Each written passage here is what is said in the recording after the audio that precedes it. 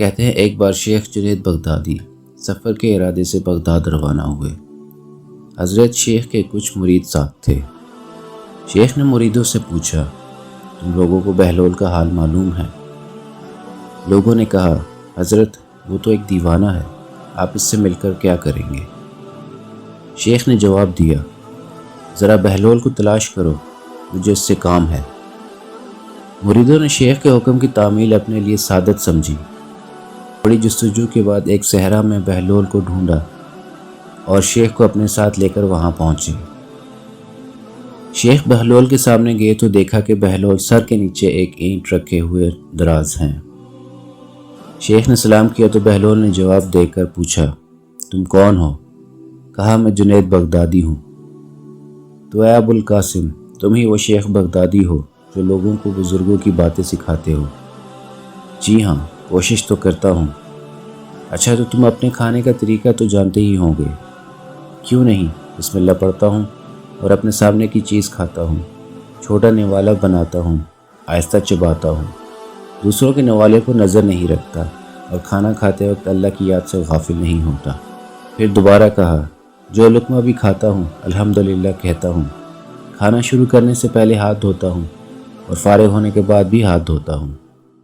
یہ سن کر بہلول اٹھ کھڑے ہوئے اور اپنا دامن شیخ جنید کی طرف جھٹک دیا۔ پھر ان سے کہا، تم انسانوں کے پیر مرشد بننا چاہتے ہو اور حال یہ ہے کہ اب تک کھانے پینے کا طریقہ بھی نہیں جانتے۔ یہ کہہ کر بہلول نے اپنا راستہ لیا۔ شیخ کے مریدوں نے کہا، یا حضرت یہ شخص تو دیوانہ ہے۔ ہاں دیوانہ تو ہے، مگر اپنے کام کے لیے ہوشیاروں کے بھی کان کاٹتا ہے، اس سے سچی بات سننا چاہیے، آؤ اس کے پیچھے چلیں، مجھے اس سے کام ہے۔ بہلول ایک ویرانے میں پہنچ کر ایک جگہ بیٹھ گئے۔ شیخ بغدادی اس کے پاس پہنچے تو انہوں نے شیخ سے پھر یہ سوال کیا، کون ہو تم؟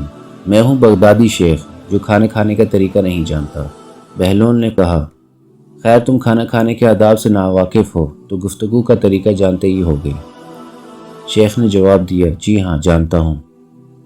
تو بتاؤ کس طرح بات کرتے ہو؟ میں ہر بات ایک اندازے کے مطابق کرتا ہوں، بے موقع اور بے حساب نہیں بولے جاتا۔ سننے والوں کی سمجھ کا اندازہ کر کے خلق خدا کو اللہ اور رسول صلی اللہ علیہ وسلم کے احکام کی طرف توجہ دلاتا ہوں۔ یہ خیال رکھتا ہوں کہ ایسی باتیں نہ کہوں کہ لوگ مجھ سے بیزار ہو جائیں۔ باطنی اور ظاہری علوم کے نقطۂ نظر میں رکھتا ہوں۔ اس کے ساتھ گفتگو کے آداب سے متعلق کچھ اور باتیں بھی بیان کی۔ بہلول نے کہا، کھانا کھانے کے آداب تو ایک طرف رہے، تمہیں تو بات کرنے کا ڈھنگ بھی نہیں آتا۔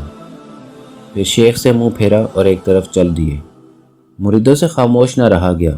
انہوں نے کہا، یا حضرت یہ شخص تو دیوانہ ہے، آپ دیوانے سے بھلا کیا توقع رکھتے ہیں؟ بھائی مجھے تو اس سے کام ہے، تم لوگ نہیں سمجھ سکتے۔ اس کے بعد شیخ نے پھر بہلول کا پیچھا کیا۔ بہلول نے مڑ کر دیکھا اور کہا، تمہیں کھانا کھانے اور بات کرنے کے آداب معلوم نہیں ہیں، سونے کا طریقہ تو تمہیں معلوم ہی ہوگا۔ شیخ نے کہا، جی ہاں معلوم ہے۔ اچھا بتاؤ تم کس طرح سوتے ہو؟ جب میں عشاء کی نماز اور درود و وظائف سے فارغ ہوتا ہوں تو سونے کے کمرے میں چلا جاتا ہوں۔ یہ کہہ کر شیخ نے سونے کے وہ آداب بیان کیے جو انہیں بزرگان دین کی تعلیم سے حاصل ہوئے تھے۔ بہلول نے کہا، معلوم ہوا کہ تم سونے کے آداب بھی نہیں جانتے۔ یہ کہہ کر بہلول نے جانا چاہا تو حضرت جنید بغدادی نے ان کا دامن پکڑ لیا اور کہا، اے حضرت میں نہیں جانتا، اللہ کے واسطے تم مجھے سکھا دو۔ کچھ دیر بعد بہلول نے کہا، میاں یہ جتنی باتیں تم نے کہیں سب بات کی چیزیں ہیں، اصل بات مجھ سے سنو۔ کھانے کا اصل طریقہ یہ ہے کہ سب سے پہلے حلال کی روزی ہونی چاہیے۔ اگر غذا میں حرام کی آمیزش ہو جائے تو جو آداب تم نے بیان کیے ان کے برتنے سے کوئی فائدہ نہ ہوگا اور دل روشن ہونے کے بجائے اور تاریک ہو جائے گا۔ شیخ جنید نے بے ساختہ کہا، جزاک اللہ خیر۔ پھر بہلول نے بتایا، گفتگو کرتے وقت سب سے پہلے دل کا پاک اور نیت کا صاف ہونا ضروری ہے، اور اس کا بھی خیال رہے کہ جو بات کہی جائے اللہ کی رضامندی کے لیے ہو۔ اگر کوئی غرض یا دنیاوی مطلب کا لگاؤ یا بات فضول قسم کی ہوگی تو خواہ کتنے ہی اچھے الفاظ میں کہی جائے گی تمہارے لیے وبال بن جائے گی، اس لیے ایسے کلام سے خاموشی بہتر ہے۔